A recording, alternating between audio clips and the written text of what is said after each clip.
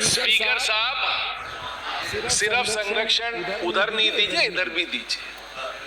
आपको ये बताना पड़ेगा कि ये राजीव गांधी युवा मित्र 5000 जो आपके प्रधानमंत्री जी कहते हैं कि 2 करोड़ रोजगार हम हर साल देंगे, तो 10 साल में आपने अभी तक 20 करोड़ रोजगार तो दिए नहीं। आपने इन बेचारे 5000 रोजगारों को जो दिया था। आप बीच में मत बोलिए, आप मंत्री हो सकते हैं, बीच में बोलने का अधिकार नहीं है आपको। चुप रहिए, चुप रहिए, चुप रहिए, चुप रहिए।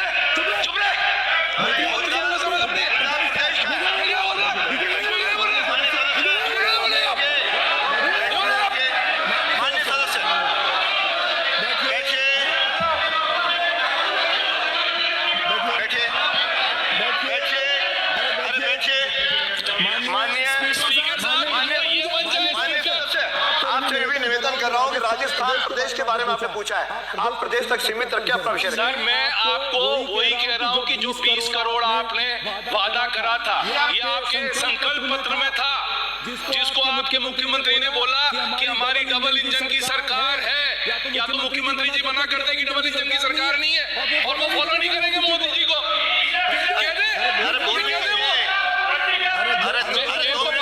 मत समझाइए, मेरे को पता है पर्ची क्या लगाइए।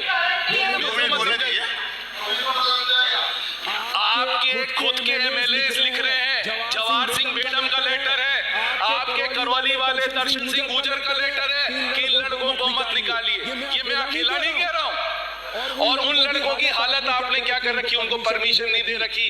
रात को हमारी बहन बेटियां वहां सड़क पे सो रही है, उनको कंबल तक प्रोवाइड नहीं हो रहा, उनको आप पानी तक प्रोवाइड नहीं कर रहे। ऐसा दमनकारी, ऐसी असंवेदनशील सरकार हमने देखी नहीं। और आपने हटाया क्यों? क्योंकि उसके आगे लिखा हुआ था राजीव गांधी मित्र, इसलिए आपको हटाया। मिर्ची इसलिए लगी आपको, और किसी की मिर्ची नहीं है। मिर्ची इसकी है कि उसमें क्यों लिखा है कि राजीव। अरे नाम बदल देते, उन लड़कों को क्यों निकाल रहे हो? और उन लड़कों ने सिर्फ हमारी फ्लैगशिप योजनाओं पर प्रसार नहीं करा है, आपकी फ्लैगशिप योजनाओं पर भी प्रसार करा है। ये सिर्फ कांग्रेस के लिए नहीं है, उनने बीजेपी के लिए भी उतना ही काम करा है जितना कांग्रेस के लिए काम करा है। और ये लड़के कोई ऐसे नहीं लगाए गए थे, बकायदा इनका इंटरव्यू हुआ था। इंटरव्यू के बाद इनकी ट्रेनिंग हुई है, हर संभाग के स्तर पे 3-3 दिन का ट्रेनिंग प्रोग्राम है। ये तो पता नहीं ना आपके मंत्री को, बोलना आता है आपको, सिर्फ समझ में आता नहीं है। और भारत संकल्प यात्रा में इनने काम किया, उसका कैंपों में काम किया। आप क्या ऐसे ही लोगों को निकालना चाहते हैं? इसी तरह से आप असंवेदनशील कार्य करेंगे? जिस तरह से आपने ये करा है, ये बहुत ही निंदनीय काम है। और मैं चाहता हूं कि ये सरकार अपना डिसीजन वापस ले और इन लड़कों को वापस लगाए। धन्यवाद। श्री राजकुमार रोध महोदय, स्थगन प्रस्ताव पर बोलने का अवसर दिया।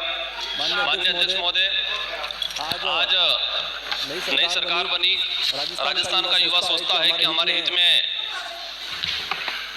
अच्छा काम हो, भर्तियां निकले, लेकिन जिस तरीके से 25/12/2023 को जो लेटर आया और उस पत्र के तहत 5000 युवाओं, उनके परिवारों और ये युवा, इनका काम ये था कि केंद्र और राज्य की जो योजना है, इस योजना को उस गरीब तक पहुंचाना, जो गरीब शहर से दूर है, जिस गरीब परिवार में एजुकेशन नहीं है, उनको केंद्र और राज्य की योजना को उस तक पहुंचाना, उस तक लाभ पहुंचाना, ये उनका काम था। माननीय अध्यक्ष महोदय, इनको पिछली सरकार ने लगाया। अब इस सरकार ने अब क्या सोच के ये निर्णय लिया, हमारी समझ से बाहर है।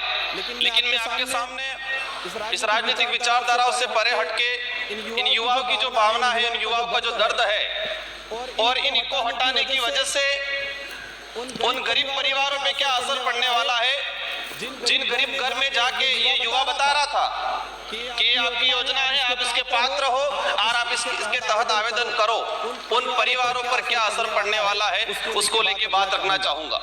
माननीय अध्यक्ष महोदय, अब हटाने के पीछे कई तर्क हो सकते हैं, लेकिन हमें एक भी सही तर्क नहीं लग रहा है।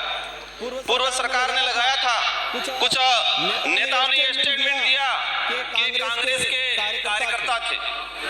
इन युवाओं पे क्या गुजरी होगी उस समय।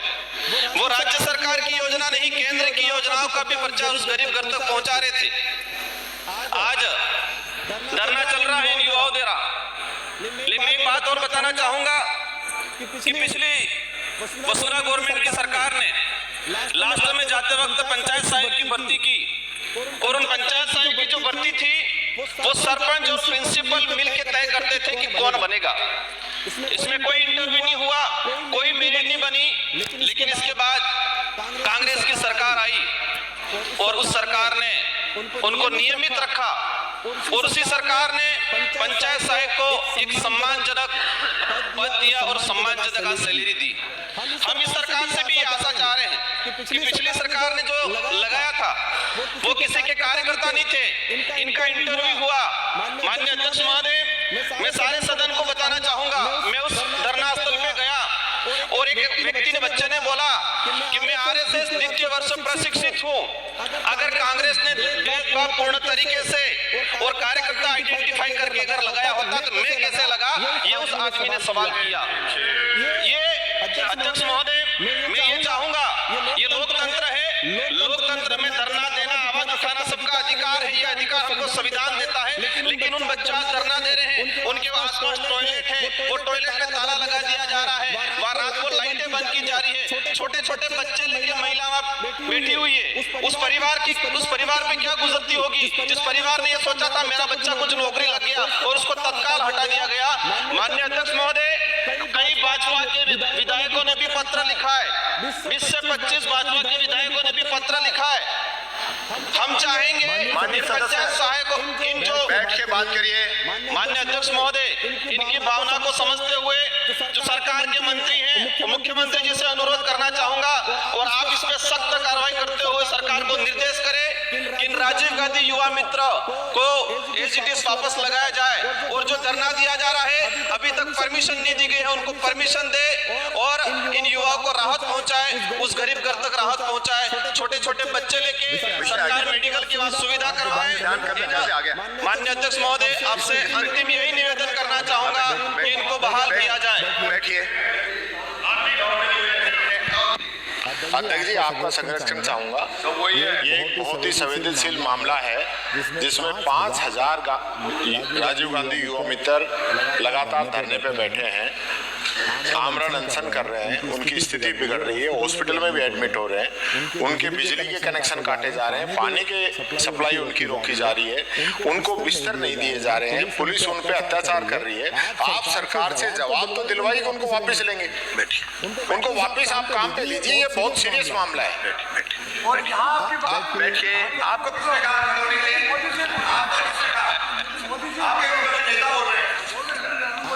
आप जवाब दिलवा दीजिए सरकार से। अध्यक्ष श्री गोविंद प्रसाद 295 जवाब तो दिलवाओ अध्यक्ष जी। जवाब दिलवाओ, बहुत ही महत्वपूर्ण मामला है, ये बहुत महत्वपूर्ण मामला है अध्यक्ष जी। आप इसकी बात को समझिए।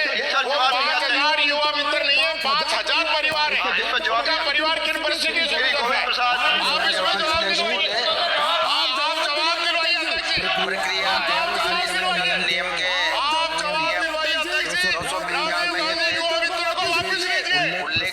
5000 परिवार आज किस परिस्थितियों के अंदर बैठे हैं, आपको सरकार से जवाब दिलवाना पड़ेगा, उनको वापस लेना पड़ेगा। आप जवाब दिलवाइए उनका। अध्यक्ष महोदय,